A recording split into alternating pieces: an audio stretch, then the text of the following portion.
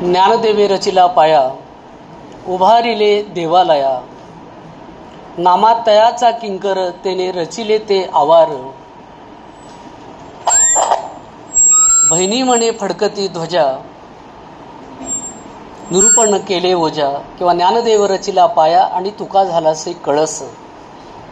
आपल्या वारकरी संप्रदायाच्या परंपरेमध्ये ज्ञानदेव आणि तुकाराम या दोन संतांना अतिशय महत्त्वाचं असं स्थान दिलं गेलेलं. याचं कारण आपल्याला माहिती आहे की सुमारे 5000 वर्षापूर्वी कुरुक्षेत्राच्या रणभूमीवर कर्तव्य विन्मुख झालेला अर्जुन, त्याला कर्तव्य सन्मुख करण्यासाठी भगवान श्रीकृष्णाने गीता हे शास्त्र सांगितलं.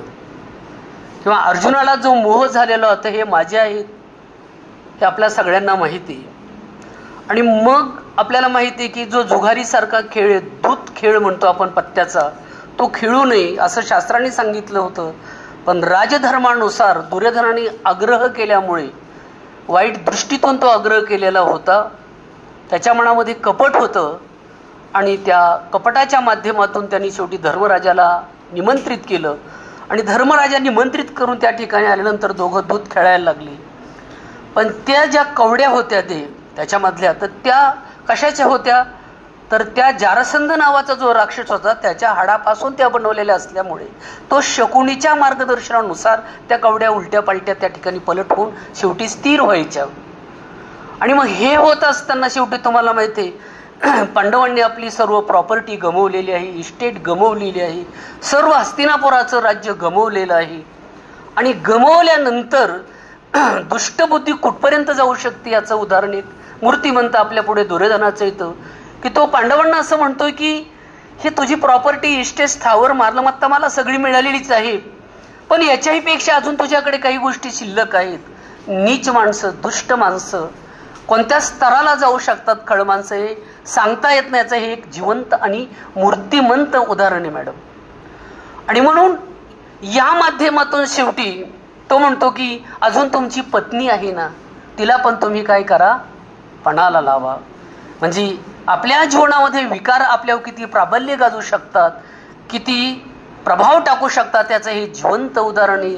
शेवटी नाईलाजाने धर्मराजाने तोही डाव खेळला आणि त्याच्यामध्ये तो हरला गेला.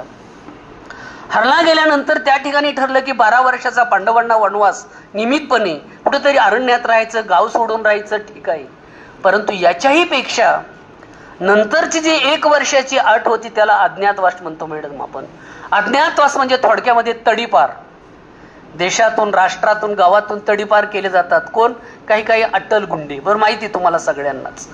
मग अशी तडीपारची जी घोषणा होती, त्यामध्ये जर त्याला कोणी तिकडे ओळखलं, कोणाची ओळख कौरवांना पटली आणि त्यांनी ते जर सिद्ध करून दिलं, तर पुन्हा पांडवांना 12 वर्षाचा वनवास आणि 1 वर्षाचा अज्ञातवास भोगावा लागणार होता त्या ठिकाणी.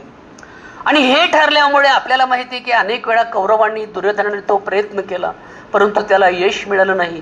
पांडवांनी 12 वर्षाचा वनवास, 1 वर्षाचा अज्ञातवास नियमानुसार भोगला आणि पुन्हा ते कुठे आलेले, तर हस्तिनापुराकडे आलेले. त्यावेळी प्रथम त्यांच्या आत्याचा मुलगा जो आहे, म्हणजे त्यांच्या मामाचा मुलगा जो आहे, कोण? कृष्ण. कृष्णाला बोलवलं आणि सांगितलं, कृष्ण हे बघ, आम्ही 12 वर्षाचा वनवास, 1 वर्षाचा अज्ञातवास भोगलेला आहे. आता आम्ही पांडवांचे वंशज आहोत, आम्ही पांडवांचे वंश वारसदार आहोत, तेव्हा आम्हाला कुठंतरी या राज्यामध्ये आम्हाला आमचं अर्धराज्य हक्काचं परत मिळावं. काय म्हणतात? हक्काचं, आमच्या वाट्याचं जे योग्य असेल ते आम्हाला मिळावं. कोण म्हणतात? पांडव म्हणतात. कुणाकडे गेलेले आहेत? कृष्णाकडे गेलेले आहेत. कृष्ण म्हणतो, पण तू माझ्याकडे का आला रे हे सांगण्यासाठी? तो म्हणतो, हे बघ, युद्ध होणार आहे, युद्धामध्ये मोठ्या प्रमाणात मनुष्यहानी होणार आहे, जीवितहानी होणार आहे, अनेक जनावरांचे मृत्यू होतील, अनेक बिल्डिंगी, मोठमोठ्याले राजवाडे कोसळले जातील, अनेक प्राणी मारले जातील, अनेक स्त्रिया विधवा होतील, अनेक तरुण सैनिक मारले जातील, अनेक आई वडिलांचा आश्रय त्या ठिकाणी तुटेल. तेव्हा तू मात्र त्या ठिकाणी काय कर? एकच कर की हे युद्ध थांबव, काही करून तू मध्यस्थी करून थांबव. कृष्णाने सांगितलं, मी प्रयत्न करीन, पण तो दुर्योधन आहे, लक्षात ठेव, तो ऐकील याची गॅरंटी देता येत नाही. मग शेवटी तुम्हाला माहिती आहे की तिथं शिष्टाईसाठी भगवान श्रीकृष्ण आले आणि सांगितलं, पांडव हे तुमचे वंशज आहेत आणि तुम्ही त्यांचं नियमानुसार अर्धराज्य त्यांना द्या. त्यांनी 12 वर्षाचा वनवास, 1 वर्षाचा अज्ञातवास भोगलेला आहे. आणि मग असं म्हटल्यानंतर ज्यावेळी दुर्योधनाला सांगितलं की तुझे भाऊ आहेत वंश परंपरेने, त्यांचा अर्धा हिस्सा त्यांना देऊन टाक, त्यावेळी दुर्योधनाचं वाक्य काय, तुम्हाला काय वाटलं असेल? तो म्हटलं असेल घेऊन टाक, आपल्यासारखं असतं तर म्हटलं असतं. तो म्हणतो पांडवांना युद्धाशिवाय काय कोणी राज्य देतं का कृष्णा? युद्ध केल्याशिवाय कोणी कोणाची सत्ता मानत नाही, राज्य देत नाही. आणि तो असं म्हणतो भिकेसाठी कोणी राज्य देते? भिकेसाठी राज्य देत नाही. पांडवात जर धमक असेल, सामर्थ्य असेल, त्यांच्या मनगटात बळ असेल तर त्यांनी आमच्याशी सामना करावा, युद्ध करावा, भांडणं करावी, मारामारी करावी, मग आम्ही पाहू त्याच्यामध्ये. त्यांनी जिंकून घ्यावं त्यांचं सामर्थ्याने. अरे पण तुला माहिती आहे का काय येते? तो म्हणतो मला सर्व माहिती आहे देवा. तो सांगितलं हे बरोबर माहिती. त्या स्त्रिया विधवा होतील, शंकर घडेल, पाप घडेल, मोठ्या प्रमाणात हानी होणार आहे, पण मला मात्र मी माझं राज्य देणार नाही. मला सांगा कोण आग्रह करतोय दुर्योधनाला? देव आग्रह करतोय. कोण करतोय? देव. दुर्योधनाला देव दिसलाय, समोर बोलतोय, पण त्याचं महत्व त्याला कळलं नाही, त्याने देव ओळखला नाही. आणि म्हणून शेवटी काय झालं माहिती तुम्हाला? तो म्हणतो, दुर्योधन म्हणतो, हे कृष्णा मला तुझं सगळं मान्य आहे, पण सुईच्या अग्रभागावर बसेल एवढी देखील माती मी माझ्या राज्यातील युद्धाशिवाय पांडवांना देणार नाही. कोण आहे? दुर्योधन.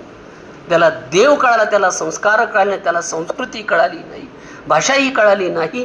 आणि मग त्या ठिकाणी असं म्हणल्यानंतर तो म्हणतो कुठंतरी काहीतरी ओट्यावर वसरीवर अर्धराज्य काहीतरी देतो, तुम्ही देणार नाही युद्धाशिवाय. त्या ठिकाणी भगवान श्रीकृष्णाने शिष्टाई केली आणि भगवान श्रीकृष्ण परत गेले. आणि मग मदतीसाठी तुम्हाला माहिती असेल की त्या ठिकाणी शेवटी युद्ध अटळ ठरलेलं आहे. धर्माला सांगितलं तो ऐकत नाही, शेवटी सर्व पाप त्याच्या डोक्यावर जाणार आहे. जो भांडणाला कारणीभूत ठरतो त्याच्यावर ते सर्व दोष जातात. त्याच्यात होणारे जे काही असतील विक्षेप, दोष, हानी असेल त्याचं पाप त्याला लागतं असं सांगितल्यानंतर त्या ठिकाणी युद्ध ठरतं. तुम्हाला माहिती आहे की मग युद्धाला सुरुवात झाल्यानंतर त्या ठिकाणी कुरुक्षेत्राच्या रणभूमीवर युद्ध सुरू असताना दोन्ही सेनादल एकमेकाच्या पुढे थांबले असताना कृष्णाकडे ज्यावेळी अगोदर भेटायला गेले होते कोण? अर्जुन आणि दुर्योधन. दुर्योधन अगोदर गेला, पण तो गेला तो डोक्याकडे बसला, कारण तो अहंकारी होता. अर्जुन गेला तो डायरेक्ट जाऊन पायाकडे बसला, पाया लांबून नमस्कार केला, खाली बसला आणि देवाची सेवा करायला लागला, पाय चोपायला लागला. आणि मग कृष्णाने आयडिया केली काय, उठताना फरक, माणूस झोपलेला असल्यावर कोण दिसायला पाहिजे? अगोदर डोक्याजवळच दिसायला पाहिजे. पण कृष्णाने आयडिया केली की एकदम उठला, दिसला तर त्याला अर्जुन दिसला आणि सांगितलं, अर्जुना काय मागणी? देवा युद्ध अटळ ठरलेले तुला माहित आहे, तेव्हा मला तुझी मदत हवी आहे. दुर्योधन म्हणला मी अगोदर आलेलो आहे. देव म्हटला तू आला असशील तरी पण तो अहंकारात डोक्याकडे बसलाय, मला दिसला तो हा पायाकडचा पाहिला तो दिसलाय आणि म्हणून मी त्याला वरदान देईन. दुर्योधनाला राग आला, गुस्सा आला. बघू म्हणे अर्जुन तर काय मागतो. अर्जुनाने सांगितलं देवा अरे हजारो वर्ष लोक जपी तपी वाऱ्या एका उपवास तापवास करतात, व्रत वैकल्य करतात, नामस्मरण करतात, योग मार्ग करतात, भक्ती मार्ग करतात, कर्म मार्ग करतात, ज्ञान मार्ग अवलंबितात, परंतु त्यांच्या तू स्वप्नात सुद्धा जात नाहीस देवा. आणि तू आता प्रत्यक्ष भेटलेला आहे. आणि जर युद्धामुळे पाप होणार असेल, तू दूर जाणार असेल तर देवा मला ते नकोय, मला फक्त तू हवाय देवा, तू हवाय. मला नीती हवी, मला चारित्र्य हवंय देवा, मला पाप नकोय, मला पुण्य हवं आहे, मला सुख हवी आहे, मला मनशांती हवी आहे, मला या राष्ट्राला शांती द्यायची आहे. तेव्हा देवा फक्त तू माझ्या बरोबर. अरे तू विचार केला का? कृष्णाने सांगितलं अर्जुना मी युद्ध करणार नाही, हातामध्ये शस्त्र घेणार नाही, सुदर्शन पुढे दाखवणार नाही, मी एकच करील, फक्त युक्तीच्या 4 गोष्टी सांगेल. युक्तीच्या 4 गोष्टी सांगेल. दुर्योधनाने मनात म्हणतो तिथं काय गप्पा मारायच्यात काय? भेड खाऊन झाल्यावर गप्पा मारायच्यात तिथं? आपण काय काय पाहायला आलोत का काही पिक्चर वगैरे तेव्हा गप्पा मारत काहीतरी खायचं? तशातला भाग नाही. त्यांनी सांगितलं देवा तू पाहिजे. त्यावेळी दुर्योधनाची प्रतिक्रिया पहा, दुष्ट माणसं कोणत्या बाजूने विरोध बाजूने विचार करतात. तो म्हणतो हे बघ देवा मला आहे ना तुझं सैन्य पाहिजे. देवाने सांगितलं मी एका बाजूने असेल, माझं सैन्य एका बाजूने असेल, दोन्हीपैकी कोणतीही चॉईस तुम्ही करू शकता. तेव्हा दुर्योधनाने सांगितलं मला सैन्य पाहिजे, 18 अक्षौणी सैन्य पाहिजे, ते माझ्या बाजूने पाहिजे. युद्धामध्ये भांडणं करायचे तर रक्तपात होणारे, हिंसा होणारे, त्यावेळी तिथं काय पाहिजे? भाऊबंदकी माझ्या पाठीमागे पाहिजे, सैन्य पाहिजे, तर मी जगावर राज्य करू शकतो. जसे आजची लोक म्हणतात तसंच तो त्या ठिकाणी म्हटला. आणि मग त्या ठिकाणी दोघं गेले, युद्धाची सुरुवात झाली. परंतु ह्या सर्व प्रसंगाची जे ज्ञान आहे, जे नॉलेज आहे, अलग लक्षात. आता आपण ज्याला टीव्ही दूरदर्शन म्हणतो, हे सर्व दूरदर्शनचं माहिती कोणाला होती त्यावेळी काळातला असणारा त्या ठिकाणी संजयाला हे सर्व ज्ञान अवगत होतं असं म्हटलं जातं. आणि मग ठरलं की संजयाने ही माहिती कोणाला द्यायची, धृतराष्ट्राला द्यायची. तेव्हा धृतराष्ट्राने त्याला बोलून घेतलं आणि सांगितलं, युद्धात जे जे घडल ना, मला चलचित्रपटाप्रमाणे जसं टी व्हीवर बोलताना आपण घटना पाहतो, प्रसंग पाहतो आणि ते बोलत असतात, हे आपल्याला त्या ठिकाणी दिसतं. तसं त्या ठिकाणी त्यांनी काय केलेलं आहे की सुरुवात केली. युद्धाला सुरुवात झालेली आहे. सर्व सैन्य उभा राहिलं आहे. शंख वाजायला लागलेले आहेत. भेरी मोठमोठे ढोल वगैरे सगळी वाद्य जोरजोराने वाजायला लागलेली आहेत. मोठा कल्होळ चाललेला आहे. दोन्ही सेना एकोमेकाच्या पुढे उभा राहिलेल्या आहेत. आणि त्यावेळी मग काय झालंय, पहिला प्रश्न केलाय, धृतराष्ट्र वाचे धर्मक्षत्रे कुरुक्षत्रे समवेता युत्सवा मामका पांडवाश्चैव किम कुर्वत संजय. म्हणजे इथे भगवद्गीतेची सुरुवात कृष्णाने केलेली आहे. अलग लक्षामध्ये की हे संजय, तो धृतराष्ट्र म्हणतोय की माझी मुलं आणि पंडूची मुलं युद्धासाठी एकत्रित आलेली आहेत. तेव्हा कुरुक्षेत्राच्या रणभूमीवर काय चाललेलं आहे मला ते सांगायला सुरुवात करतोस का तू? तू म्हटलं हो करतो, मला आज्ञाची ती मी करील ना, चालेल ना. मग त्यांनी सांगायला सुरुवात केली की हे बघा, दोन्ही युद्ध एकोमेकाच्या समोर उभा राहिलेले आहेत, सरसावलेले आहेत. सगळे योद्धे एकदम वीरश्रीमध्ये उभे आहेत. आणि त्याच वेळी अर्जुनाने काय केलं माहिती तुम्हाला? कृष्णाने काय केलं? अर्जुनाचा जो रथ होता तो रथ प्रथम कोणाच्या पुढे नेला असेल? कोणाच्या पुढे न्यायला पाहिजे? तुमच्या माहितीप्रमाणे दुर्योधनाच्या समोर न्यायला पाहिजे होता. पण तो रथ कोणाच्या पुढे नेला? तो रथ नेला भीष्माचार्यांच्या पुढे. आता भीष्माचार्यांच्या पुढे गेल्यानंतर अर्जुनाची काय अवस्था झाली असेल? त्यांनी बाण सोडला असेल, त्यांनी मारला असेल का आपल्या आजोबाला? त्यांनी मारलं नाही वगैरे किंवा बाण सोडला नाही.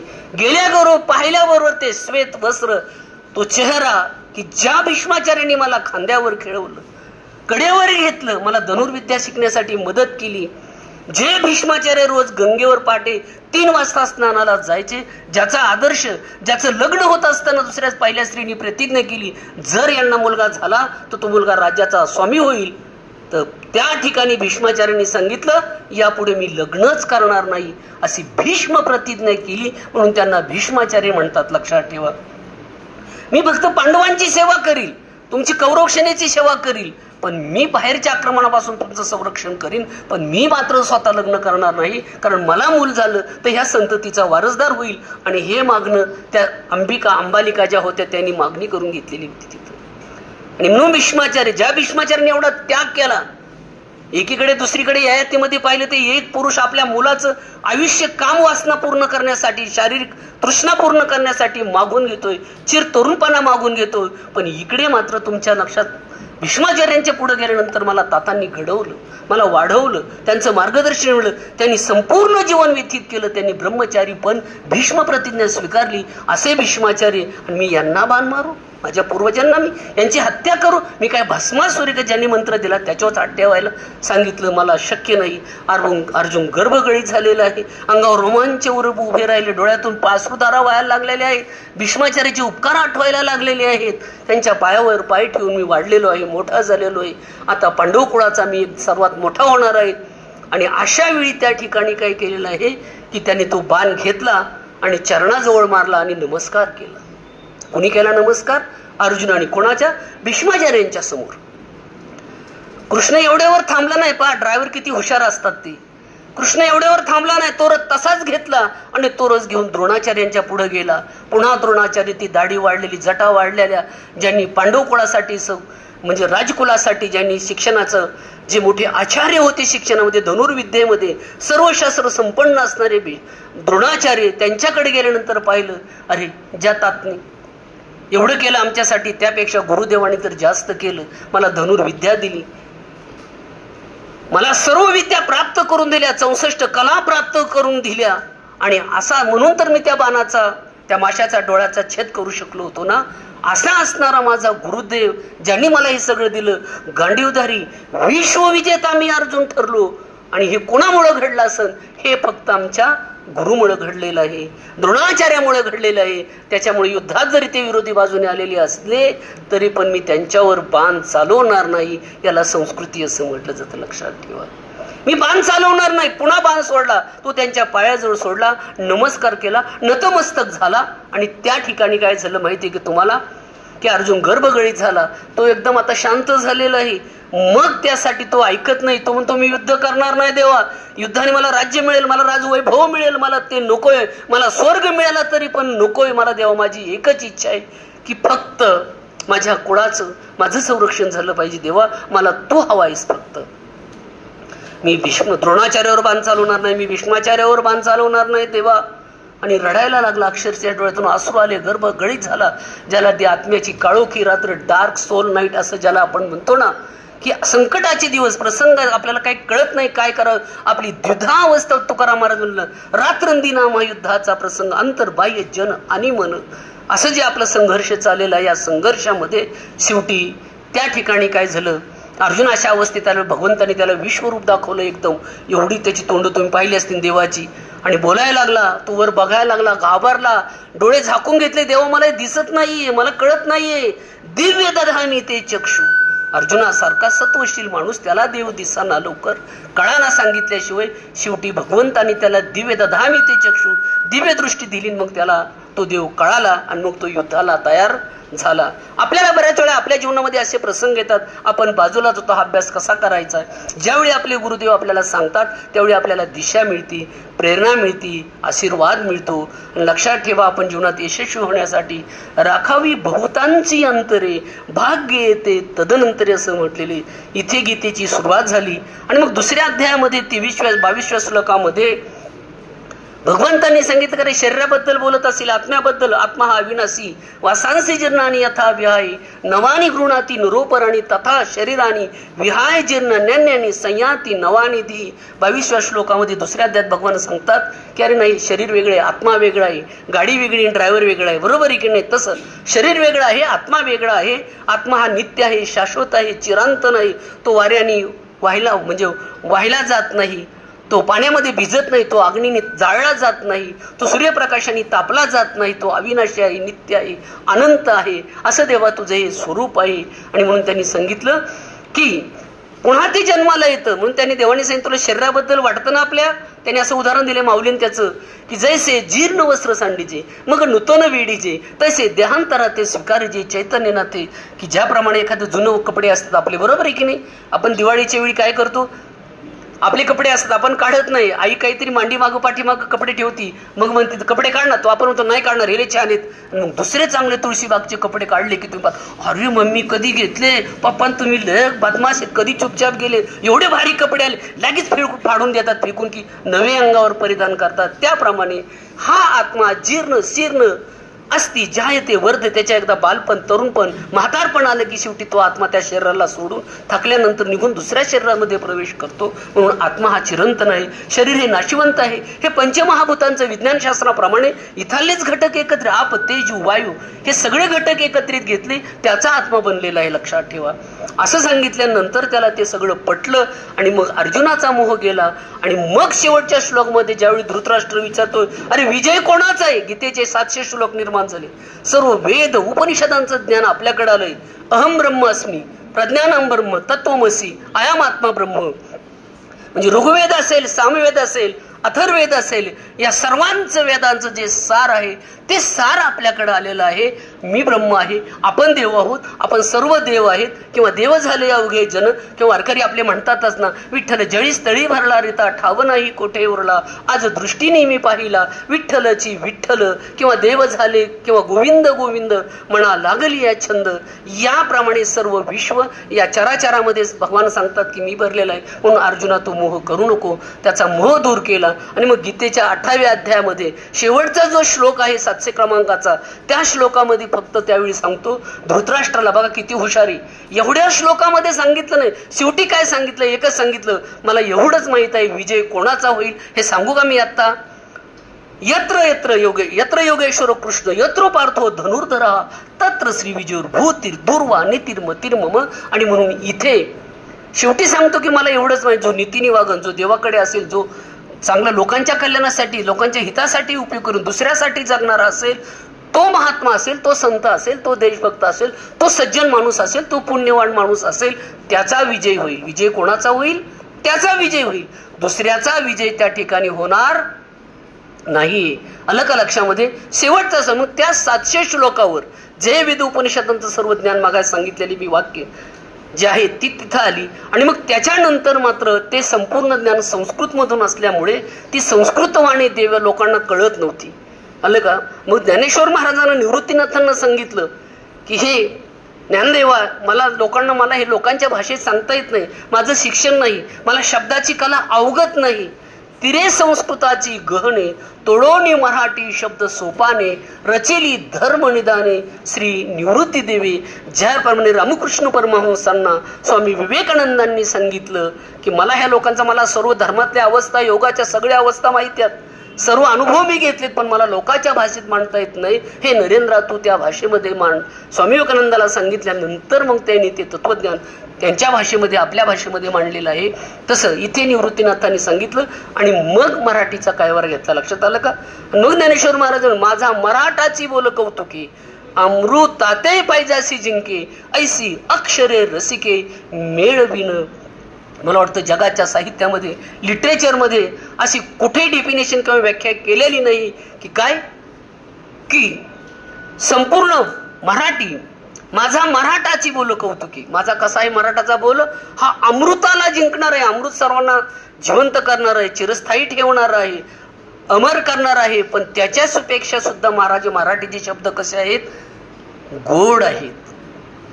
अमृतासी पै जिंके ऐसी अक्षरे रसिके मिळविन. मी ऐसी अक्षरे निर्माण केलेली आहे. आज तर आपल्याला, मला वाटतं आपले काही विषय वेगळे आलेले आहेत, पण त्या काळात ज्ञानेश्वर महाराजांनी 56 भाषेचा केलासे गौरव भवार्णवी नाव उभारली असं म्हटलेले. 56 भाषेचा त्यामध्ये वापर केलेला आहे. मराठी असतील, मराठीच्या बोली असतील, कोकणी असेल, विदर्भी असेल, कानडी असेल, अनेक प्रकारच्या ज्या मराठीच्या बोली आहेत, या मालवणी असेल, वेगवेगळ्या प्रकारच्या ज्या बोली आहेत, या बोलीचा सुद्धा त्या ठिकाणी त्यांनी काय केलेला आहे? वापर केलेला आहे. आणि मग 700 श्लोकावर 9033व्या दांडेकर मामाचे म्हणजे SP कॉलेजचे भूतपूर्व प्राचार्य त्यांच्या ज्ञानेश्वरीप्रमाणे 9033व्याचं विवेचन त्या ठिकाणी गीतेच्या श्लोकाचं केलेलं आहे. हे भारतीय संस्कृतीमधले हे जे संस्कार आहेत, ही जी परंपरा आहे, हे वेद उपनिषदांचं ज्ञान संपूर्ण गीतेमध्ये आलं, वेदात आलं, पहिलं वेदातून गीतेत आलं आणि गीतेतून पुन्हा कशात आलेले? तुमचं ज्ञानेश्वरीमध्ये आलेले. लक्षात ठेवा. आणि आज त्याचाच प्रभाव प्रचार करण्यासाठी हजारो, पाठीमागच्या बाजूला बोलू नका, हजारो वारकरी आळंदीपासून पंढरपूर पर्यंत जातात. आलं का लक्षामध्ये? या काळामध्ये हजारो वारकरी जातात. कोणी भेदभाव, कसल्याही प्रकारचा भेदभाव, गोरा असेल, काळा असेल, गौरवर्ण असेल, सावळावर्ण असेल, कोणताही भेदभाव, ऊन वारा पाऊस निसर्ग कोणत्याही गोष्टीची तमा करत नाही. ह्या वर्षीचं उदाहरण पाहिलं, एवढा पाऊस पडत होता तरी माऊलीचे भक्त वारकरी तर चालत होते. पण आळंदीतले आपण सुद्धा सगळे त्या ठिकाणी पावसामध्ये अनेक जण उभे होतो. ही आपली संस्कृती आणि आपण त्याचं जतन केलं पाहिजे. एखादी गोष्ट आहे त्या गोष्टीवर त्याला वळण लावणं म्हणजे संस्कार आपण असं म्हणतो. बरोबर आहे की नाही? की लहान मुलं चिखलांचा गोळा असतात, त्यांना घडू, त्यांच्यावर संस्कार घडू, तसे ते काय करत असतात? त्या ठिकाणी बोलत असतात, वागत असतात. आणि म्हणून हे संस्कार आणि संस्कृती हा संस्कृतमधला शब्द आहे. समकृ म्हणजे संस्कृती. संस्कृती ही पूर्वजांचा आपल्याकडे येणारा ठेवा असतो. आपली ही परंपरा असती, आपल्यामधले सण असतील, वार असतील, उपवास असतील, व्रत असतील, वैकल्य असतील किंवा अनेक सण वार तिथी रूढी जयंत्या पुण्यतिथी हे सगळं आपण करतो. याचं कारण आहे याच्या पाठीमागचं महापुरुष होऊन गेले, चरित्र त्यांचे पहा जरा, त्यांच्या सम आपण व्हावे, इतिहासातून सापडे बोध करा. हा बोध आपल्याला इतिहासातून सापडत असतो की आपण तसं झालं पाहिजे. ज्या संस्थेमध्ये शिकतो त्या संस्थेचे एक वैज्ञानिकासारखे असणारे डॉक्टर, शास्त्रकलेचे असणारे डॉक्टर, विज्ञान कलेचे असणारे डॉक्टर सुद्धा काय करतात?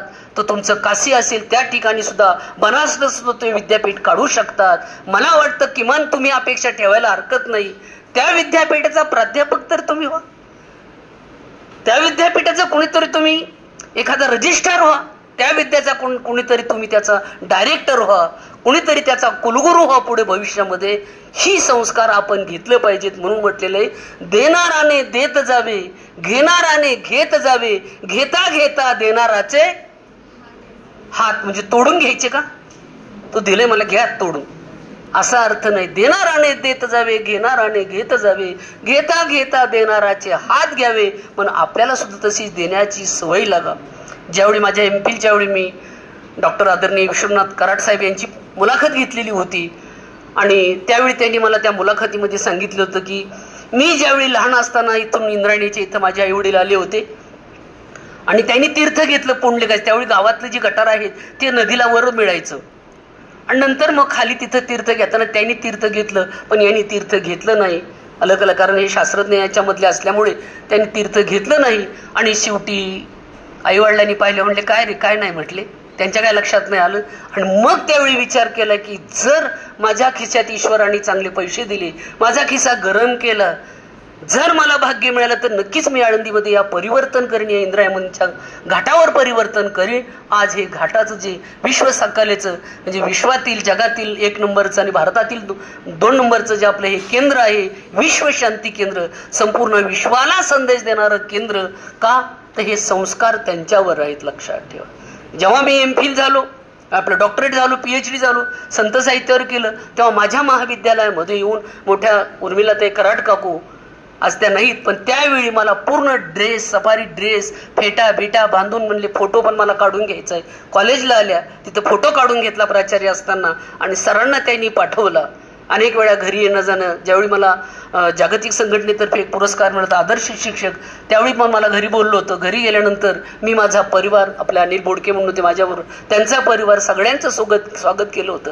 आणि केंद्र महाराजच्या संस्थानाच्या बाबतीत तर अनेक वेळा मी सूत्रसंचालन करायचो. त्यावेळी पूर्वी अनेक वेळा संबंध यायचे. इंद्रायणीच्या घाटावर बऱ्याच वेळा मी तिथं कार्यक्रम केलेले आहेत.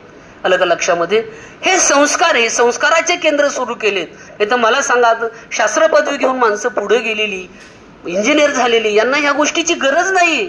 पण जगात लक्षात ठेवा, मनशांतीसाठी आपल्याला संस्काराची गरज आहे. लक्षात आलं का? आणि म्हणून या 9033 इथून आपल्या मराठीची सुरुवात झाली. सुरुवातीला तुम्हाला माहिती आहे संस्कृत भाषा आहे. संस्कृत भाषेचं ज्ञानदेवांनी मराठीत भाषांतर केलं. सगळ्या संतांना सांगितलं मी करतोय, तुम्ही सुद्धा करा. म्हणून चोखा असतील, नामा असतील, त्यांचा परिवार असेल, बंका असेल, सावतामाळी असतील, सर्व संत 18 पगड जातीची एकत्रित आली आणि अभंगाचं लिखाण करायला लागले.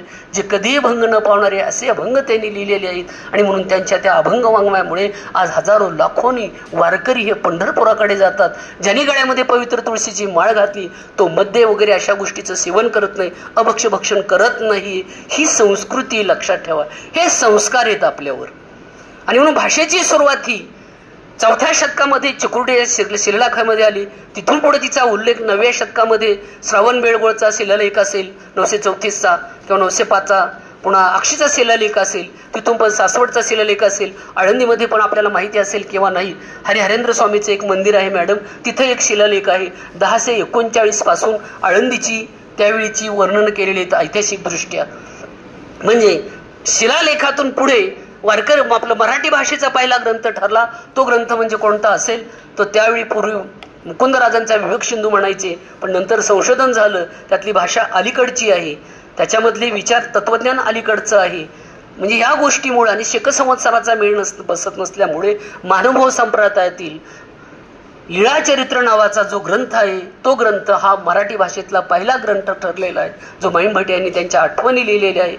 म्हणून मराठी भाषेतला तुम्हाला परीक्षेला प्रश्न येतो, अनेक वेळा UPSC MPSC कोणत्याही परीक्षेसाठी प्रश्न येतो, स्पर्धा परीक्षेसाठी, तर मराठीतला पहिला ग्रंथ आता लीळाचरित्र हा मानला जात आहे. आणि ज्ञानेश्वरी मानायचं कारण असं येत नाही की शेके 1272 म्हटलेलं आहे, म्हणजे 12व्या शतकात 12 साली त्यांनी ती लिहिलेली आहे वगैरे.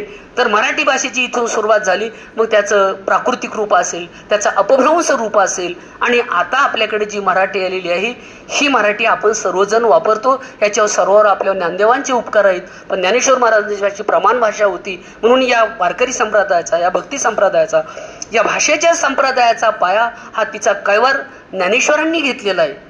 आलं का लक्षात? म्हणजे त्यांचा कैवार घेतला आणि त्या कैवाराने ते काही साहित्याची व्याख्या करताना म्हणतात, साच आणि मवाळ, मितले आणि रसाळ, शब्द जैसे कल्लोळ, अमृताचे कल्लोळे ते मराठीचे शब्द. आणि म्हणून अशा मराठीचा जयगान आता तुम्हाला माहिती आहे अभिजात भाषेचा दर्जाही मिळालेला आहे.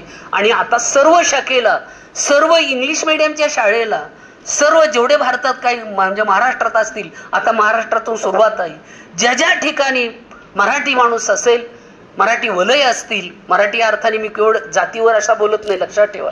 सगळे आपण मराठी माणसं असतो, महाराष्ट्रात राहणारे असोत. सगळ्यांच्या मात्र ही काय आहे, आपल्या सगळ्यांची मातृभाषा आहे. आणि म्हणून त्या मातृभाषेचा त्यांनी कैवार घेतलेला आहे. म्हटलंय साच आणि मवाळे मितले आणि रसाळ शब्द जैसे कल्लोळ अमृताचे, असा मराठी भाषेचा हा कैवार घेतलेला आहे ज्ञानदेव. म्हणून या संप्रदायाचे कळस्थानी ठरलेले नाही, पाया ठरलेले आहेत. आणि मग तुकाराम महाराजांनी आपल्या भोली भाषेतून चारी वेदांचं हेच सार मांडलेलं आहे, पण लोकांच्या भाषेत मांडलेले. म्हणून तुकाराम काय ठरले आहेत, वारकरी संप्रदायाची कळस ठरले. आणि त्याची परंपरा आजही आपण इथून कुठपर्यंत पंढरपूरपर्यंत जातात. प्रत्येक महिन्याला वारी करतात लोक. आता येताना दिंड्या येतात, हजारो दिंड्या जातात. ही झाली परंपरा. संस्कार म्हणजे मागाच मी सांगितलं, त्याच्यामध्ये मूल्य अपेक्षित असतात, त्याच्यामध्ये नीतिमत्ता अपेक्षित असते, त्याच्यामध्ये संस्कार अपेक्षित असतात. काहीतरी त्याच्यावर चांगली प्रक्रिया करणं, एखाद्या गोष्टीवर आपल्या मनावर चांगली प्रक्रिया करणं आपले गुरुजन वर्ग या ठिकाणी करतात. म्हणजे आपल्यावर काय करतात, ते संस्कार करतात. आपण कसा अभ्यास केला पाहिजे, आपण परीक्षेची तयारी कशी केली पाहिजे, आपण मांडणी कशी केली पाहिजे, आपण मराठीचा अभ्यास कसा केला पाहिजे. म्हणून पूर्वी फक्त मराठीमध्ये कथा, कादंबरी, नाटक असायची, पण आता त्याच्याऐवजी आम्हाला प्रात्यक्षिक पण दिलेले आहेत. तुम्ही प्रात्यक्षिक करा, लोकांच्या मुलाखती घ्या, तुम्ही जाऊन त्या संस्था असतील त्या संस्थेचा परिचय करून घ्या. व्यावसायिक संस्था असतील, धार्मिक संस्था असतील, तुमच्या गीतेने काय सांगितलं त्याच्यावर तुम्ही एखादी माहिती लिहा. एखादी कविता असेल ती तुम्ही सादरीकरण करा, एखादा लेख असेल त्याचं वर्णन करा, त्याची माहिती द्या, सादरीकरण करा. म्हणजे अशा पद्धतीने आता प्रॅक्टिकलला महत्त्व दिलेलं आहे. आता मराठी नुसती पूर्वीसारखी बोलण्याची भाषा राहिलेली नाही, तर आपल्या वास्तव जीवनात आपल्याला जगण्यासाठी तिचा खूप मोठा हातभार लागणार आहे. आणि म्हणून हा झेंडा तिचा अटके पार जाणार आहे. आता संस्काराच्या बाबतीत तुम्हीच म्हणत असेल तर संस्कार कसे होतात पहा. संस्काराच्या बाबतीत असं म्हटलं जातं, एक तुम्हाला उदाहरण सांगतो, हसत हसत गमत गमत पुढं. तिच्यामध्ये विनोदही भरपूर आहेत, भरपूर गोष्टी आहेत. एका तासाचं हे सांगण्याचं विषय नाही, कारण हा 10-20 तास चालतात किंवा आमचे वर्षभर लेक्चर चालतात त्याच्यावर. त्यामुळे घागर से सागर लेणं असं जो म्हणतो. एका ठिकाणी असं उदाहरण घडलं तुम्हाला मी सांगतो, संस्कार कसे जातात माणसामध्ये. एका मुलाचं कॉलेज वगैरे शिक्षण झालेलं होतं आणि लग्नाची त्याची तयारी चाललेली होती. आता लग्नाची तयारी झाल्यानंतर लोक पाहायला लागले, बरोबर, साहजिक ते पाहायला लागल्यानंतर मात्र त्याचं लग्न बऱ्याच दिवस जमाना. अडथळा यायचा, प्रॉब्लेम यायचा. लोक जमायला लागले की पुन्हा काय झालं की अडथळा यायची. दिसायला तर एकदम रुबाबदार, देखना, कपडे बिपडे चांगला करायचा, स्टाईलमध्ये राहायचा. आणि मग गेल्याबरोबर असं तुम्ही करता का, दिसतो स्टाईलमध्ये म्हणलं की त्याच्या गळ्यात माळ घालत का, घालता तुम्ही? हुशार असतात तुम्ही, पोरं जर हुशार असली तुम्ही डबल हुशार असता. सांगतो उदाहरण एकदा काय घडतं. एकदा असंच एक जोडपं झाडाखाली बसलेलं असलं, म्हणजे मराठीत विनोद पण कसे पहा. झाडाखाली बसलेलं असताना काय होतं की त्यांची चर्चा होती, तू मला का पसंत केलं, मी तुला का पसंत केलं. मग तो म्हटला, मी तुला का पसंत केलं, तुझे एवढे लांब लांब केस, बाकीच्यांचे बॉब कट, सगळी खटाखट, काय जे असेल ते असेल तिकडं, तुझे केस किती कमरेपर्यंत लांब आहेत. म्हटलं हे स्त्रियांचं सौंदर्य मानलं जातं, म्हणून मला तू आवडलीस. ती म्हणली एवढंच, बरं ठीक आहे. त्याने विचारलं मला का पसंत केलं. ती म्हणती बघा ना, बाकीच्यांचे दात कसे आहेत, कुणी काही त्याला कंपाऊंड घातलेत, कुणाचं एक पुढं तर एक मागं नांगरटीच्या फळासारखे, पण तुमचे एका वळीत आहे जशी कोलगेटची जाहिरात द्यावी. असं झालं. ती मुलगी जी बसलेली ती म्हणली पण तुम्ही फसलात हो. म्हणजे फसलात कसं काय फसलो, तुम्हाला काय वाटलंय माझ्या केसावर तुम्ही प्रेम केलं, तुम्हाला काय वाटलं हे माझे ओरिजिनल केस आहेत का, माझे हे ओरिजिनल केस आहेत का. तिने काढलं ते पिंजन दिलंय त्याच्या हातात, घ्या म्हणीत. तो बाबा पावथाली बघायला लागला, तोही हुशार होता इकडं बसलेला. तो म्हटलं तुला काय, मी पण MIT मध्ये शिकलेलो आहे, म्हणलं घाबरू नकोस तू. तो म्हटलं तू का पसंत केलं. म्हणलं पहा तुमचे दात किती स्वच्छ आहेत, हसले तरी किती स्वच्छ वाटतात, प्रसन्न मुद्रा वाटते, किती ओरिजिनल, एका ओळीत वाटतात, कंपाऊंड नाही कुठं, काय नाही काय नाही काय नाही. तुला काय वाटलं म्हणले, माझे हे काय दात ओरिजिनल असतील असं वाटतं. त्यांनी दाताची कवळी काढली दिली तिच्या हातात, जा म्हणे या इंद्र फिरून काय आता करतेस. म्हणजे आपण जर एखाद्याला फसवलो, दुसरा पण आपल्याला फसवतो. त्या मुलाचं लग्न जमत नव्हते, लोक विचारायचे, पसंत केलं, मुलगा छान आहे, बोला काय. मग नंतर लोक चौकशी, शेजाऱ्या पाजाऱ्या, मॅडम तुमच्याकडे होता तो मुलगा, काय करायचा. अहो काय ते लय डांबरीट काट, कधी वर्गात बसतच नव्हतं, लय बडबड करायचं मागं बसून, इकडं तिकडं, याला खोडी कर त्याला खोडी कर, काहीतरी विमान फेक दुसऱ्याच्या अंगावर 2-3 वेळा पकडला, बरं झालं कॅन्सर. पुढे दुसऱ्याकडे गेले की विचारायचं, जमलं, परत चौकशीला जायची, तुमच्या गावातला तो मुलगा काय करतो, काय नाही, मला जुगार खेळत असतो, जुगार. नको रे बाबा म्हणले. पुढच्या गावात गेले, परत जमलं. काय करतो तो मुलगा, काय करतो म्हणजे चोऱ्या करतो. तिसऱ्या गावात गेले, परत जमलं. म्हटले काय करतो मुलगा तुमचा, सगळं सांगत नाही म्हटलं तुम्हाला. ते म्हटले काय करतो म्हणजे तरावडेखोर येतो, मर्डर करतो. हा कालच सुटून आलाय म्हटलं तुमच्याकडे पाहायला यायच्या आदल्या दिवशीच. आता मुलगी म्हणून काय अरे बाबा नाहीच, आता काय करायचं, काही झालं तरी कुठं जमाना. ते म्हटले आळंदीत नको, MIT पण नको, SP कुठं दुसऱ्या कॉलेजला बघू आपण, आणखी कुठं बघू. तिकडे तेच व्हायला, तालुक्यात गेले तरी जमाना, जिल्ह्यात गेले तरी जमाना, राष्ट्रात गेले म्हणजे दुसऱ्या राष्ट्रात जाऊन आपण तिकडे जमू याचं. पण याचं जमवायचंच एकदाच. जमवाय गेल्यानंतर तिकडे गेल्यानंतर एका मुलीने व्हायच्या राज्यात पाहिलं आणि पाहिल्याबरोबर मला पसंत. लोक म्हणायचे विचार कर, हा चांगला नाही, हा जुगार खेळतोय, पत्त्या खेळतोय, मर्डर करतोय, चोऱ्या करतोय, पाकिटमार करतोय, मारामाऱ्या करतोय. ती म्हणली मला पसंत आहे ना. लोक तोंडातच मोठं घाललंय. पसंत म्हणजे काय वेडी झाली का काय कोणास ठाऊक. एवढी उपाशी काय एवढ्या दिवसाची, काय कळलं काय नेमकं काय झालं, का पसंत केलं. तिने सांगितलं. ते चोरी करतात, बरोबर आहे की नाही, ते मर्डर करतात, ते खून मारामाऱ्या करतात, भांडणं करतात, काही करतात, घरी राहत नाही, उद्योग व्यवसाय करत नाही, पत्ते खेळतात. मग तू का पसंत केलं. तिला तुम्हाला काय वाटलं म्हटलं तो चोर असेल तर मी पण पाकिट मारीन. म्हणजे जर एखाद्याचे संस्कार आले तर त्या ठिकाणी काय घडू शकतं, असं पण घडू शकतं. आपल्याला हे नाकारता येत नाही. आलं का लक्षामध्ये. एक असा चोऱ्या करणारा होता. ते विचारलं काय झालं बाबा, हा का चोऱ्या करतो. त्यांनी सांगितलं चोऱ्या का करतो म्हणजे. त्याला पकडलं, का रे बाबा तू चोऱ्या करतो, सारख्या चोऱ्या करतो काय करतोस. म्हणलं याचा जन्म कुठं झाला, दवाखान्यात चौकशी करू म्हटले. काय भानगड काय नेमक्याची जन्माची, तिथी वार काय, उलटी पालटी होती का काय, काय केलं काय. डॉक्टरकडे गेल्यानंतर तो म्हणले अहो गावात चोऱ्या करतोय, कोणाच्या वस्तूचं संकलन करतोय, संग्रह करतो म्हणजे चोऱ्या करतोय, एकत्रित गोळा करतो. डॉक्टर म्हटले अहो ते आता मोठं झालंय, जेव्हा लहान जन्माला आलं दवाखान्यात बाळणपणाच्या वेळी यांनी काय केलं, मी ऑपरेशन करायला गेलो, माझ्या हातातली चांगटी काढून घेतली म्हणलं. आणि मग जन्माला आलं त्यांनी सांगितलं की ती हात तेव्हापासून बंद होता. आई वडिलांनी पाहिलं पुढं पण तो हातच उघडे ना कुठं. आणि मग एक दिवस मात्र तो कुठं गेला, एका ज्योतिषाकडे गेला. आणि मग ज्योतिषाला सांगितलं आमचा मुलगा काय मोठं उघडी ना हो, काय झालं तरी लहानपणापासून ऑपरेशन केलं तरी पण ते मोठं उघडायचंच नाही. मग त्या ज्योतिषाकडे काय होत, त्याच्या गळ्यात होती 10-20 तोळ्याची एक चेन. त्यांनी ती चेन पाहिली पोरांनी, आयुष्यभरात लहानपणापासून मूठ बंद होती पण एकदम सोडली. आई बापाला आनंद दिला, काय झालं काय, ती दिसल्याबरोबर ती चैनच ओढून घेतली त्यांनी. म्हणजे जर आई वडील चोर असतील तर त्यांचा मुलगा काय निघेल, पुढे चोर निघेल. लक्षात हे संस्कार असतात. आणि म्हणून संस्काराच्या बाबतीत आपण चांगले संस्कार केले पाहिजेत. आपण फसवलं नाही पाहिजे. तुम्ही पण लई फसवा करतात. एकदा असंच एक जोडपं बसल्यानंतर तुम्हाला माहिती, मुलं म्हणत असतात तुला मी हे देईल, मी तुला ते देईल, बरोबर तुळशीबाग देईन, अजून काही देईन. हे भाटतात वेळे लगेच. काय म्हणतात, हा काय देशील. तो म्हणला मी चंद्र देईन तुला, सूर्य देईल, तारे देईल. मुलगी लई हुशार होती, ती म्हणली तू जर मला चंद्र सूर्य तारे देणार तर पृथ्वी काय तर बापाच्या टाकल्या होती फिरंग तिकडं. म्हणजे इकडे जसे बनवणारे तेच तिकडे सुद्धा बनवणारे असतात. लक्षात ठेवा या गोष्टी. आणि म्हणून मराठीत आणि अतिशय चांगले असे विनोद पण आहेत. आलं का लक्षामध्ये. त्याच्यामध्ये कथा आहेत, कादंबऱ्या आहेत, नाटक आहे. आलं का लक्षामध्ये. आणि म्हणून ही संस्कृती, हा वारसा आपण जतन केला पाहिजे, आपण तो पुढे ठेवला पाहिजे. बरोबर आहे की नाही. आज आळंदीच्या इंद्रायणीच्या तीरावर पाहिलं सरांनी एवढं मोठं काम केलेलं आहे. हा एक आदर्श आहे, ही एक संस्कृती निर्माण केलेली आहे. हजारो वारकरी तुम्ही पाहिलं की पंढरपुरामध्ये एवढे, आता तोही घाट करायचं काम त्यांनी घेतलेलं आहे, माहिती असेल किंवा नसेल. म्हणजे हे संस्कृतीचे संस्कार, आपल्या आईवडिलांचे संस्कार आपल्यावर पाहिजे. आपण आईवडिलांची सेवा केली पाहिजे, त्यांच्या भावना समजून घेतल्या पाहिजे. आपण इथं अभ्यासासाठी येतो, आपण अभ्यास केला पाहिजे आणि हे संस्कार आपण टिकून ठेवले पाहिजेत. आलं का लक्षामध्ये. नाही तर काही काळा उलटे पण संस्कार होऊ शकतात, नाकारता येत नाही. एक छोटस उदाहरण सांगतो. एक वेंकूची शिकवण म्हणून आहे. काही वेळेस मॅडम आपल्या पुढची असतात, ही लय पुढची असतात, सांगायला नकोय.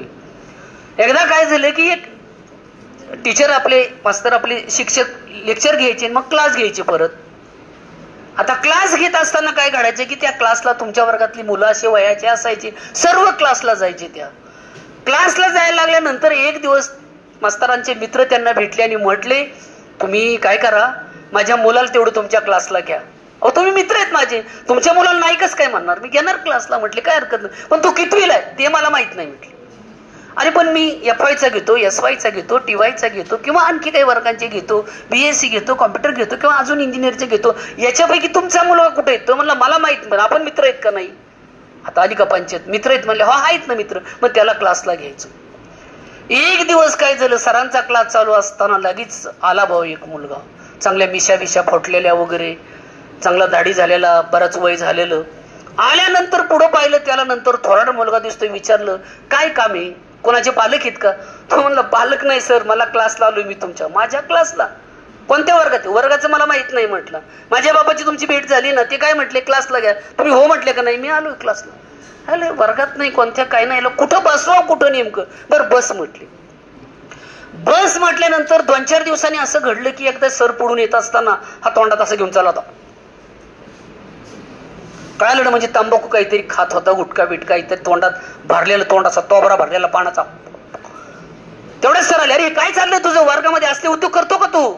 इथं सर्व बंदी आहे बाहेर, तुम्हाला माहिती आहे, टपऱ्या बिपऱ्याला सूचना आहेत कॉलेजच्या आवारामध्ये, शाळेच्या आवारात असं पदार्थ द्यायचे नाहीत म्हणून. बरोबर इकडे तू काय घेऊन आला? त्याला दमच निघालं नाही, त्याचं तोंड उघडलं. तसं सरांच्या अंगावर तुषारांचं वैभव. सराचा शर्ट आपोआप रंगीत झाला, चांगला असणार. आपण काय केलं तू? काय नाही सर, तंबाखू खातो मी. तंबाखू खातो? तंबाखू खातो सर, तुम्ही कधी खाल्ली का? सर म्हणले नाही खाल्ली हो. नाही खाल्ली, मग तुमचा उपयोग काय? म्हटले नुसते मास्तर झाले, एवढ्या पोरांना शिकवतो, तुम्हाला तंबाखू खाता येत नाही सर, उपयोग काय तुमचा? तो म्हणजे काय होतं मग? सरांनी विचारलं, अरे तंबाखू खाल्ल्यावर काय होतं? तुम्हाला माहित नाही म्हणले. एकदा जास्त वेळ मळली तोंडात टाकली ना की ब्रह्मांड दिसायला लागतं, सगळं टेन्शन विसरून जातात. सर म्हणले मला येईल का अनुभव? लय वेळा सर, मी आई म्हणलो काय तुम्हाला. त्यांनी तंबाखू मळून द्यायला लागले, सर दोघं विडा खायला लागले. आलं का लक्षामध्ये? सर म्हणले खरंच चक्कर आली, टेन्शन गेलं. तुम्ही कधी जर तंबाखूची मंज्यांची मसरी लावली असेल ना मिसरी, तर तुम्हाला माहिती तुमचं काय होतं, लगेच चक्कर आल्यासारखं होतं, तुम्हाला कस तरी आग होती. सर म्हणले खरंय, तू चांगलं शिकवलं बरं का. दुसऱ्या दिवशी एक दिवस आले परत. काय रे म्हटले, कोणती पोरगी कोण यायला लागली तिकडून? तो म्हणला सर तुम्हाला माहित नाही कोण आहे ती? अहो ती माझी गर्लफ्रेंड आहे. गर्लफ्रेंड? सर तुम्हाला गर्लफ्रेंड नव्हती का म्हणे कधी मास्तर? तो म्हणला नाही बा, तशा भानगडीत नाही पडलो. काय उपयोग आहे तुम्ही म्हणता, MIT ला शिकलो, SP ला शिकलो, वाड्याला शिकलो, काय उपयोग आहे? एक गर्लफ्रेंड तुमच्या जीवनामध्ये नाही, काय उपयोग आहे तुमचा? आलं का लक्षामध्ये? तो म्हटला ठीक आहे, ऐकलं का सर? म्हणला गर्लफ्रेंड काय करायचं असतं गर्लफ्रेंडसाठी? हा नवीन होता एकदम. तो म्हणला जिथं कॉलेज शाळा सुटतील, मुली जातील येतील, मंदिर असेल, कुठे शाळा असतील, कॉलेज असेल, पानवटा, तिथं थांबायचं असतं बरं का. आणि मग इकडे तिकडे काहीतरी बघायचं, आवाज यायचं, स्टाईल मारायची, काहीतरी मॉडेल सारखं थोडंसं करायचं, हसलं बिसलं, चांगली प्रतिक्रिया केली तर पुन्हा आपण पुढचे प्रयत्न सुरू ठेवायचे. आणि एखाद्याने चप्पल काढली जर रंगवलं तर मग गप्प बसायचं. म्हणलं असं आहे का? म्हटलं बर सर. अजून काय?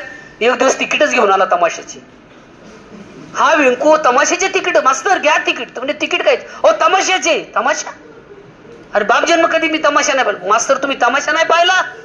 अरे रे रे रे रे, फुक्कड जन्म आहे, तमाशा नाही पाहिला. बाकीच्या गोष्टी सोडून द्या, काय तमाशात असते. एकदा गणगवळण सुरू झाली आणि आपसारा स्वर्गातून आली, नाचायला लागली ना, अरे रे रे रे, भल्या भल्याचे तोल जातात. मग असं झाल्यानंतर तो म्हटलं खरं असं असतं का? बर ठीक आहे, मग काय करायचं? हे तिकीट तुम्हाला घ्या सर, मी आणलेलं आहे, आणि उद्या आपल्याला तमाशाला जायचं. हे 100, 200, 1000, 500च्या नोटा आणल्यात, त्या पण उडवायच्या. बरोबर आहे की नाही? असं असतं का? हा, मग आपण पण नाचायचं म्हणला. असं असतं का म्हणलं? मला माहित नव्हतं हो सर म्हणले. आणि अजून करायचं, शिट्टी मारायची असती. म्हटलं मारू का शिट्टी? नको, शिट्टी मारायची असतं. शिट्टी कशी? 2 बोटांनी 4 बोटांनी, एका बोटाने डायरेक्ट मारता येते. शिट्टी मारायची असतं. नाही म्हटलं, मग शिट्टी शिकवली पाहिजे. मागे ये बाळा, तुला शिट्टी वाजायला येईन मी, तुला शिट्टी वाजायला येईन, उभा करून तुम्हाला शिट्टी वाजायची. कशी बघा आता शिट्टी? असे 2 बोटं धरायची म्हटलं, आणि असे तोंडात घालायचे. त्याचं तोंड बारीक, अगोदर त्याला त्रास व्हायला लागला. आणि आता पहिल्यांदा तुम्हाला शिट्टी मारताना कोणाची अशी बोबडी शिट्टी येणार ना, त्याशाच असं मानता मानता दिवसात सरांचं शिरटच वल्ल झालं. दुखायला लागले ओठ, बोट दुखायला लागले. पण म्हणला थोडी शिट्टी जमली आज बरं का, थोडी शिट्टी जमायला लागली. काय हरकत नाही व्यंकू, मला जमायला लागली सर, अजून 2-3 दिवस प्रॅक्टिकल केलं ना, चांगली शिट्टी जमन. असं एक बरं म्हणलं, चालेल, काय हरकत नाही. पुढे शिट्टी शिकला, तमाशा झाला. आणि मग व्यंकू मात्र पुढं सर मॅडम क्लासलाच आहे ना तो, काही झालं तरी सरांना दमच नाही निघत नसायचं. वर्गात असले पोरायला सांगितलं ना, हे सूत्र बघा तुम्ही, की सर तिकडे जायचे. इकडे बघा म्हटलं की सर तिकडेच बघायचे. कधी येतोय व्यंकून, कधी भेटतोय आपल्याला, कधी येतोय व्यंकून, कधी भेटतोय आपल्याला. मग ते शेवटी व्यंकूला भेटायला एक दिवस व्यंकू आला. आपला उगाच दुःखी अंतकरणाने, उतरत्या चेहऱ्याने, आपला सावकाश चाललाय जड पावलानी. आणि आल्यानंतर एकदम सुटकीचारा विचारलं, व्यंकू अरे तो 8 दिवस आला नाही क्लासला, गुरुजीला दमच निघत नव्हता, रोज झोप येत नव्हती, कधी येईन व्यंकू, कधी येईन व्यंकू, कधी जपत चालला त्याचा जसा काय. मग एक दिवस आल्यानंतर विचारलं, व्यंकू का रे आला तो? म्हणला काय सांगायचं, इतके दिवस का नाही आला, काय सांगायचं सर. म्हणलं लय वाईट झालं, लय वाईट झालं. अरे काय झालं, घरात मेलं का कुणी, का नात्यातलं मेल? नाही म्हणलं तसं नाही सर, ते मेलेलं परवडलं असतं. मग काय झालं सांगू का सर? म्हटलं कुणाला सांगणार नाहीत ना. नाही सांगणार म्हणजे सर. अहो माझी गर्लफ्रेंड आहे ना, ती मला 8 दिवसापासून भेटतच नाही. माझी मैत्रीण मला 8 दिवसापासून भेटत नाही. आता बघा सर किती हुशार होते. मास्तर काय म्हणले, अरे व्यंकू तुला ती आता भेटन कशी, कारण तुझे सर्व प्रॅक्टिकल मी केलेत सांगितलेले ना, आता ती मला भेटते 8 दिवसापासून. म्हणजे बस ओके एवढ्याच. तर अशा प्रकारे मराठीमध्ये अनेक विनोदी कथा आहेत. बस ओके. तुम्हाला मी दिवसभर असो ठेवून त्याची काळजी करू नका, पण आपल्या वेळेची मर्यादा, आपल्या तासाची मर्यादा आपल्याला सांभाळायची. पुन्हा बघू कधीतरी खास विनोदा बोलण्यासाठी. पण आपली जी भाषा आहे या भाषेमधून जिवंतपणा असतो आणि म्हणून या भाषेचं वैभव आपण वाढवायचं आहे. बरोबर आहे की नाही? आपला अभ्यास आपण चांगला करायचा आहे, आपल्याला चांगले मार्क्स मिळवायचे आहेत. अतिशय चांगला विषय तुम्हाला दिलाय. नाही तर बऱ्याच वेळा तुमचे प्रॉब्लेम असे यायचे की तुम्हाला मराठी बोलता येत नसायची. 2 मिनिटं मराठी बोलता येत नसायची, पण आता मराठी सुद्धा बोलता यावी मॅडम, ऐकलं का? आणि म्हणून तो विषय सगळ्यांना आता कंपल्सरी, कोणत्या BBA असू, BCA असू, कोणतेही विषय असू, सगळ्या विषयांना हळूहळू तो प्रत्येक वर्षी कंपल्सरी करण्यात आलेला आहे. पूर्वी आम्हाला बीकॉमला फक्त 1 मराठी असायची. आता ओळी नावाचा विषय त्यांच्याकडे आलेला आहे. कॉमर्सला देखील SY बीकॉमला पण आलेला विषय आहे. तसं मराठीमध्ये आपले जवळजवळ मराठी स्पेशलवाल्यांना 8 विषय आलेले आहेत. त्याच्यापैकी काही विषय तुम्हाला FY असेल तर 2 घेतात, कधी कधी 1 घेतात. असा मराठीचा हा गौरव आपण वाढवला पाहिजे. आपली संस्कृती, आपली ही नीतिमूल्ये, दुसऱ्यांचं कल्याण होणं, आपली साधना पूर्ण होणं, आपल्या जीवनामध्ये आपल्याला यश मिळणं, आपण यशाच्या अतिउच्च शिखरावर जाणं, यासाठी आपल्याला भाषेची मदत लागणार आहे, गरज लागणार आहे. आपण साधना केली पाहिजे, तिची कृपा आपल्यावर झाली पाहिजे. आणि म्हणून ज्ञानेश्वर महाराजांनी म्हटलं, माझा मराठाची बोल कौतुके, अमृता ते पाहिजेसे जिंके, ऐशी अक्षरे रसिके मिळवीन. अशी अमृताला देखील नाव घालणारी ही भाषा आहे. आणि म्हणून या भाषेचं कौतुक, ही आपली आईची भाषा आहे, मातृभाषा आहे. हिचं जयगान घडलं पाहिजे आणि हिने आपल्याला साथ दिली पाहिजे. नाही तर काही दिवसांनी असं होईल, तुम्हाला मराठी बोलता येत नाही ना, महाराष्ट्रातून बाहेर व्हा. मुंबईला काय चाललं माहिती नाही, हिंदी घ्यायची नाही तर बघा तुमच्याकडे काय. तसं होऊ नये म्हणून विद्यापीठाने तुम्हाला अगोदरच मराठी भाषा दिलेली आहे. पुढच्या वेळी बघू आपण. आयत्या वेळी विषय आल्यामुळं थोडं इंग्लिशमधून किंवा हिंदीमधून किंवा कसं आपल्याला पुढे जाता येईल आपल्या अभ्यासासंदर्भात. या ठिकाणी मला आपल्या या कार्यक्रमाच्या प्रमुख माननीय डॉक्टर अर्चना अहिर मॅडम यांनी मला या ठिकाणी, अहिर मॅडम यांनी बोलवलं. त्याचबरोबर आमच्या डॉक्टर पद्मावती उंडाळकर मॅडम, गेली अनेक वर्ष अनेक वेळा आमच्या भेटीचा योग आलेला आहे. मॅडमचंही मी व्याख्यान आपल्या ज्ञानेश्वर विद्यालयामध्ये ऐकलं. तर काय नाव त्यांचं? डॉक्टर संगीता बिराजदार मॅडम, त्याही अतिशय उत्कृष्ट बोलतात या विषयावर. तेव्हा या ठिकाणी तुम्ही मला बोलवलं आणि माझ्या संग्रही असणारं मनभर, पण त्यातलं तुम्हाला कणभर देण्याचा मी या अल्पशा 1-अर्ध्या-पाऊण तासाच्या घागरीमध्ये भरण्याचा प्रयत्न केलेला आहे. आपण सर्वच एकदा प्रतिज्ञा करून मराठीचं जयगार करून, जय महाराष्ट्र, जय हिंद, जय मराठी. सगळ्यांनी म्हणा एकदा, जय मराठी. ओके. पुढच्या वेळी जरा ताजे तवाने हो, आता जरा मृदू झाल्यासारखं वाटलं. तर या ठिकाणी आपण मला बोलवलं. आपले हे ऋणानुबंध असेच राहू. आज या मुलांच्या पुढं मला यांचे संवाद साधण्याची एक संधी मिळाली, किंवा मराठी काय तुम्हाला जरा थोडं असेल विनोद तडका ऐकायला मिळाला. या माध्यमातून मॅडमने मला बोलवलं. या ठिकाणी आपण सर्वांना मिळून चांगला अभ्यास करायचा आहे. विषय अतिशय सोपा आहे, आपली मातृभाषा आहे, म्हणून या ठिकाणी अधिक न बोलता या ठिकाणी थांबतो. धन्यवाद.